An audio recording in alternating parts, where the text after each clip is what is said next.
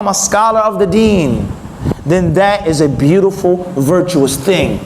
And if I pointed to 4 brothers in the crowd, then at least one of you has to do it. It is haram and unlawful for an entire masjid to be upon ignorance. And I'm not saying this masjid is upon ignorance, just using an example. The point is that someone from the community must do what? He must be a scholar. There has to be one brother, one sister from among 100 or 50 that has the what? Supererogatory knowledge, the extra knowledge, who's memorized the Quran, who knows the language, who knows the hadith, who knows the fiqh, what to do, what not to do, and so on and so forth. As far as the layman, then he only has to learn the basics. But there must be one person that has to do what? Learn that which is extra. And it's the concept of seeking knowledge. So therefore, sometimes knowledge is obligatory to seek, and sometimes it's only what? Recommended. As far as if you have the ability to excel in knowledge, then as Shaykh al-Islam ibn Taymiyyah rahimahullah ta'ala stated, it could possibly become mandatory upon you as well. Because you can't waste Allah's talent that He gave you. You can't waste what Allah granted you with. Everyone doesn't have a short memory. Everyone isn't young and strong. Everyone doesn't have the stamina to go out and seek ilm. You do. Allah gave it to you. So why would you waste Allah's blessings? وَمَنْ يُبَدِّلْ نِعْمَةَ اللَّهِ مِنْ بَعْدِ مَا جَاءَتْهُ فَإِنَّ اللَّهَ شَدِيدُ الْعِقَابِ. Allah tells in Surah Al-Baqarah, and those who do away with Allah's blessings, those who substitute Allah's ni'mah after it comes to them, Allah is shadidul iqab. He's severe in His punishment. And perhaps, waliyadu billah, from the greatest punishments of Allah, for you not utilizing your youth, not utilizing the talents that Allah has given you, is that after years go by, you want to go overseas, you want to study, and it's too late. And I don't want to go too long on this concept, but I know so many youngsters in New York City. Many of them used to be my own personal students. Many of them I wrote letters of recommendation to go to the Islamic University of Medina.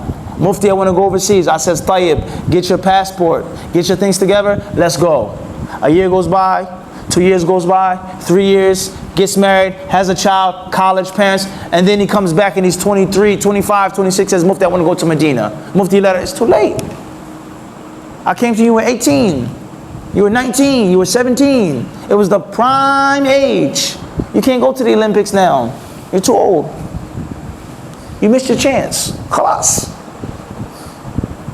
As far as the significance of Islamic knowledge and why seeking knowledge of the deen is so important, then just look at the world today. You cut on the television, you pick up the newspaper, we're traveling in the airport, what did the lady say? In immigrations, she said, look at these 3 guys, check them well, look at them well. For no other reason except for how we were dressed. Because he has a beard, he has on a traditional gown or dress, what they call it, a thobe, and so on and so forth. Check them, because they're trying to look like Muslims. Check them, make sure you look into their passports good. Just because he's implementing the command of Muhammad ﷺ to grow the beard. Check them, just because my pants are tailored above my ankles. What the Prophet ﷺ said, anything beneath the ankle is in the fire. Just because I'm trying to do that, check them good. So just look how much ignorance. Look how many Muslims, unfortunately, have become totally mentally enslaved and brainwashed by their enemies, by the kuffar. Muslim who dresses like this, he's this and he's that and he's that. In other words, the only weapon that's going to cut through this thick cloud of ignorance and these misconceptions is beneficial knowledge, is hikmah. Nothing else is going to take the state of the Muslims to a better state and to another level in this current day and age. How many people talk about Islam, what Islam is? How many people talk about what Islam isn't? How many people don't have a clue? What is the remedy? What is the way out? How do we know what's right and what's wrong? How do we know who to listen to, who not to listen to? How do we know who to take our knowledge from, who not to take our knowledge from? How do we know what's halal and what's haram and why? Unless we have what? Beneficial knowledge. The Messenger of Allah ﷺ, he tells us, "Man yuridillahu bihi khayran yufaqihu fi din, wa inna ma'ana qasimun wallahu yu'ti." Muawiyah ibn Abi Sufyan radiallahu anhu narrated that the Prophet ﷺ says, whoever Allah wants good for, He gives them knowledge of the deen, understanding of the deen. And I'm nothing but someone who passes on, who disperses, who distributes what Allah truly endows and gives. So from the signs that Allah wants good for a people, and a nation, a community, a family, one individual, is that they have fiqh fit deen. So I don't think we have to go on any further. Speaking on the importance and the virtue and the significance and the need of Islamic knowledge, of beneficial knowledge in these days, in these times in which there's so much confusion, in which there's so many people who speak without the proper education. And this is nothing strange. This is nothing that we should lose hope because of. The Prophet ﷺ, he tells us in several narrations that a time will come, as the Rasul ﷺ, he tells us in the Hadith of Abdullah ibn Amr ibn al-As in Bukhari and Muslim, that the Prophet ﷺ, he said, Inna Allah la yantazi'u al-ilma aw la yanzul al-ilm intiza'a min sudur al-rijal. He says that Allah doesn't snatch away knowledge. Allah doesn't take away knowledge from the hearts of men. A man doesn't just become an alim and then he's just ignorant. A man doesn't study for 10, 20 years and loses all the information. That's not what Allah does. He says, however though, Allah, He takes away knowledge by those who wield that knowledge, those who bear that knowledge, those who have been given that knowledge, the learned men, the ulama. And it will become so bad. حَتَّى إِذَا لَمْ يُبْقِ عَالِمًا اتخذ الناس رؤوسا جهالا فسئلوا فأفتوا بغير علم فضلوا وأضلوا. The Prophet, he tells us, is that people would take ignorant men as their leaders.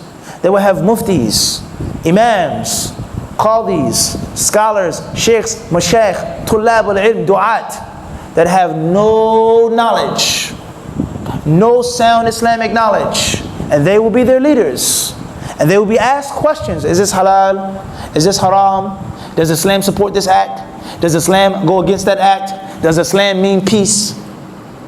Is it Islamic Sharia? Sharia law, this, that, so on and so forth. Can I take from him? Can I take from this person? Can we invite this person? Can we go here and teach? They will be asked these questions and they will do the following things. The Rasul says, number one, فَأَفْتَوْا. They will give fatwa. Yes, this is halal. No, that's haram. That's not what Islam means. This is what Islam means. Don't take from him, take from him. Don't invite this person, invite him instead. They will give the fatwa, فَضَلُّوا. They will go astray. وَأَضَلُّوا. And they will mislead others. And if you have any doubt about Muhammad being a true prophet of Allah, then look at this one prophecy. How many people today speak upon ignorance, waliyadu billah, about major affairs of the religion, the lives of others, the honor of a man. Do you know how dangerous it is to speak about the honor of a Muslim? To speak about the honor of a Muslim, even if it's true, it is dangerous, so dangerous. Do we realize this? What is the reward for talking about a Muslim without the proper knowledge? If you have the proper knowledge, you said it's still dangerous. So imagine if you don't have the proper knowledge. Do you know how dangerous it is when you speak about a man being divorced from his wife? A man being lawful to marry this woman? Do you know how dangerous it is when you talk about someone's blood? Kill this person, kill these people, execute this man. Do you know how dangerous that is? The Prophet ﷺ says the first thing that the people will be asked about on the Day of Judgment, the first thing that the people will be judged between on the Day of Judgment, he says, ad-dima, is blood. And how many men today speak about the blood of men? Kill him. It's permissible. This is jihad. Or this isn't jihad. This person is an apostate. He isn't an apostate. Waliyadu billah. And this goes on of danger of speaking about Allah subhanahu wa ta'ala without knowledge. So therefore, from the things which tell us and teach us the significance and the importance of beneficial knowledge is we live in a world of severe ignorance. And we live in a world in which Islam and the Sunnah has become so strange. And as one of the pious predecessors said, and the strangest thing about when strangeness comes, the strangest thing about the Sunnah, he says, man ya'rifuha, is the one who knows the Sunnah. He's going to be the ultimate stranger. The layman Muslim upon the sunnah is going to be strange. How you look is strange. How you walk is strange. How you talk is strange. But the one who has knowledge of hadith, of the sunnah, he's going to be the strangest of the strange. Because he has a code by which he speaks. A code by which he lives, which is going to go against the desires of many men. And we're not talking about non-Muslims, people who say that they're Muslims. وَلَا حَوْلَ وَلَا قُوَّةَ إِلَّا بِاللَّهِ. So therefore we ask Allah the Mighty and the Majestic to allow us to be of those who learn beneficial Islamic knowledge. Ameen. We beg that Allah, the Sublime, the Exalted, teaches us that which is beneficial and allow us to benefit from that which He teaches us. Allahumma ameen. We ask Allah subhanahu wa ta'ala not to make that which He teaches us a proof and an argument against us. Jazakumullahu khairan. Thank you all for your time. Assalamu alaikum wa rahmatullahi wa barakatuh.